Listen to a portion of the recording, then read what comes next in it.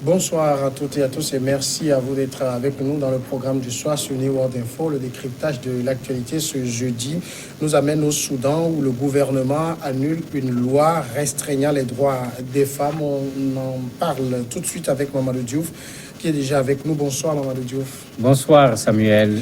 Le gouvernement soudanais a annulé mardi une loi controversée ayant restreint sévèrement les droits des femmes pendant les 30 ans du régime du président déchu Omar el-Béchir. C'est ce qu'a rapporté l'agence officielle SUNA. Des milliers de femmes ont été fouettées, condamnées à des amendes et même emprisonnées pendant le règne de Béchir en vertu de cette loi sur ordre public pour actes indécents et immoraux. Le Conseil des ministres a convenu lors d'une réunion extraordinaire mardi d'annuler la loi sur l'ordre public dans toutes les provinces, a rapporté Souna. La décision du cabinet doit encore être ratifiée par le Conseil souverain au pouvoir. Mamadou Diouf, pouvez-vous nous expliquer un peu de quelle loi s'agit-il? En fait, il s'agit d'une loi, comme vous l'avez dit, sur l'ordre public, qui en réalité ne concerne pas les femmes seulement. C'est un peu ce qu'il y a dans les dispositions de certains de nos États quand on parle d'attentats aux mœurs, d'atteinte à la pudeur, etc. Mais dans la loi, il y a également la consommation de l'alcool. Parce qu'il ne faut pas qu'on oublie que jusqu'à présent, le Soudan est régi par la charia et il est bien sûr interdit la consommation de l'alcool. Les gens insistent surtout sur le côté femme parce que dans la partie atteinte aux pudeurs, à la pudeur plutôt, c'est les femmes surtout qui tombaient sous le coup de cette loi à travers des habillements que les gens trouvaient contraires aux bonnes habitudes, contraires à la réalité du Soudan. Et plusieurs femmes ont été arrêtées, elles ont dû payer parfois des amendes, il y en a qui ont été fouettées, il y en a qui ont été emprisonnés. Et c'est pourquoi on insiste beaucoup sur cet aspect femme, mais la loi concernait aussi bien les femmes, les hommes, que le fait également de consommer de l'alcool. Alors, cette loi, aujourd'hui, le fait de l'annuler, le fait pour le gouvernement soudanais de l'annuler, est-ce que ça répond à une demande populaire? Populaire, non, mais ça répond quand même à une demande, puisque le 14 novembre, des femmes ont marché pour demander de façon bien spécifique la révision de cette loi. Ça répond également à une demande, puisque pendant l'insurrection, on a vu que les femmes soudanaises étaient très présentes quand il fallait faire tomber le régime de Omar el-Béchir. De sorte que même pour la transition, ça avait créé un gros débat. Les femmes disaient qu'il faut qu'on leur donne une place dans le mécanisme de la transition qui soit équivalente à la place qu'elles avaient occupée au moment des manifestations. Malheureusement, cela n'a pas été le cas. Donc, c'est pour dire que ce n'est pas une revendication qui date d'hier seulement. C'est vrai qu'il y a eu la marche, mais déjà, pendant la question de l'insurrection, ce problème se posait déjà au niveau de la société soudanaise en termes de débat. Mais il y a des personnes qui s'y opposent carrément. Parmi ces personnes, vous avez Abdoulaye Youssouf, qui est un imam, qui a carrément dénoncé cette loi, parce que parmi ce que la loi a permis, il y a le football féminin qui reprend au niveau du Soudan. Quand le premier match a été fait, le premier championnat de football féminin, il a fait un sermon, il a dénoncé sans prendre des gants le fait que les femmes jouent au football. Et après, ses partisans même sont venus se regrouper autour de lui pour le supporter par rapport à sa prise de position. Donc, c'est une question qui divise la société soudanaise. Donc, ça veut dire, en fait, on peut considérer aujourd'hui qu'en matière de droits de l'homme ou droits de la femme, le gouvernement soudanais a évolué, mais la société n'a pas évolué avec. Non, la société n'a pas évolué. Même le gouvernement, il faut attendre qu'est-ce que le Conseil souverain va dire. Parce que le Conseil militaire de transition l'avait refusé. Si vous vous rappelez, on en avait parlé ici parce que l'Alliance pour la liberté et le changement, dans ses revendications après l'insurrection, il y avait la suppression de la charia. Et le Conseil militaire avait refusé la suppression de la charia. Et cette question de suppression ou pas de la charia est en relation avec cette loi dont on parle en matière d'ordre public. Donc c'est un débat qui est là, qui est un débat de société. Les militaires avaient dit niet de façon catégorique par rapport à la suppression de la charia. Donc c'est l'alliance surtout qui est composée par une partie qui sont des gens de gauche qui ont proposé qu'on puisse supprimer la charia, qu'on puisse également permettre aux femmes de pouvoir jouer au football, etc.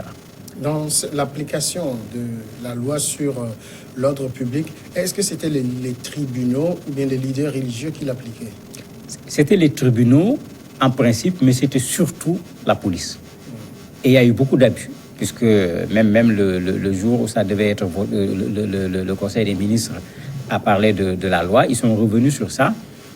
La police a finalement même abusé de cette loi, puisque il est arrivé qu'on refuse à une femme qu'on reproche plutôt à une femme de porter un pantalon. Rien n'interdit à une femme de porter un pantalon dans le principe. Peut-être on se posera la question quel pantalon. Mais le port de pantalon ne peut pas être un problème. Et parfois, une femme a été flagellée tout simplement parce qu'elle a porté un pantalon.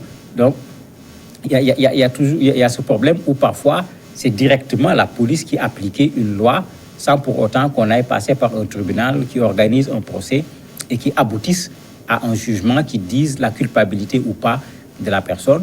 Et cela a été dénoncé par même l'avocat de Omar El-Béchir, curieusement, a dénoncé cet abus des policiers quand on a voulu remettre en cause cette loi-là. Alors, on peut s'imaginer que pour les associations de défense des droits des femmes, c'est une victoire, mais les femmes soudanaises, est-ce qu'elles sont unanimes pour dire qu'il faut abroger cette loi? Elles sont loin d'être unanimes, puisque quand les femmes soudanaises se battaient, ce n'était pas pour aller jouer au football. Ça, il faut vraiment le dire clairement, il n'y avait pas le football dans les revendications des femmes au Soudan. Elles posaient un problème de fond par rapport à une société soudanaise qui avait besoin d'être réformée de fond en comble. Mais dans la société soudanaise, vous avez une bonne partie des femmes qui sont habillées, voilées, habillées de façon décente. Non pas parce que la loi est là, mais parce que c'est ça leur habillement. D'un point de vue culturel, c'est comme ça que ces Soudanaises s'habillent. Et une bonne partie d'entre elles ne se reconnaissent pas dans ces autres Soudanaises qui proposent une autre femme soudanaise et qui considèrent que la femme soudanaise doit pouvoir porter une culotte, porter un pantalon à son choix. Et elles réagissent clairement en disant aux gens, il faut faire attention, est-ce que ce qu'on appelle bonne mœurs ailleurs peut être la même chose qu'ici?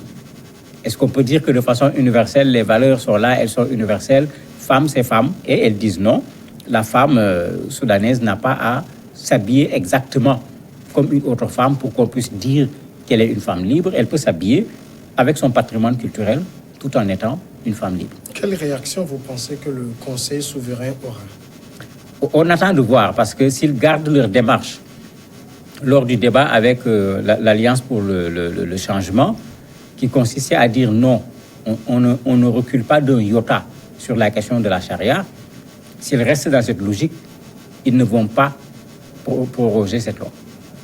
Parce que dans la loi, il se cache un peu cet aspect charia islamique qui demande à la femme d'être habillée de façon décente. La décence ici est définie sur la base des règles de l'islam.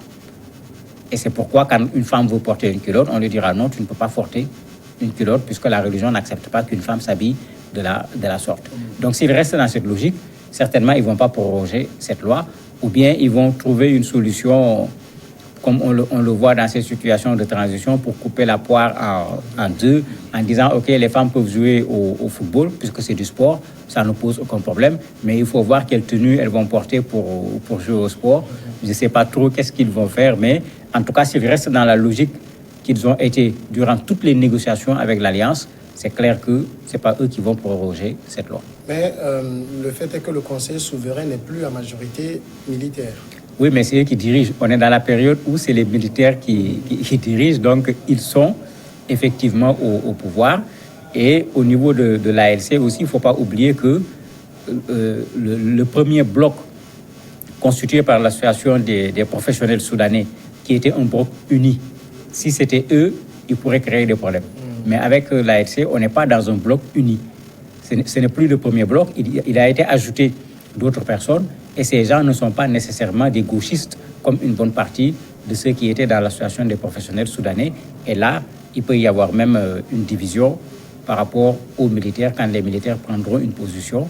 Et si d'autres appuient la position des militaires, la majorité peut aller vers la décision des militaires. Au niveau de l'ancien parti, du parti de l'ancien président, on estime que ce n'est pas tant la loi qui pose problème, mais c'est l'application. Non, dans ce que certaines femmes soudanaises ont posé comme problème, il y a une remise en cause de la loi. Parce que dans la manifestation du 14 novembre, il y a des femmes qui ont demandé clairement la remise en cause de la loi. Et d'ailleurs, même la réponse, c'est ça.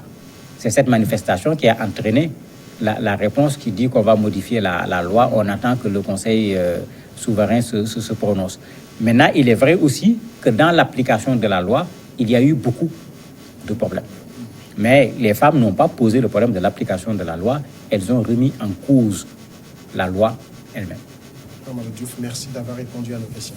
C'est moi qui vous remercie. Marquons un moment de pause et après, l'invité de ce soir va passer.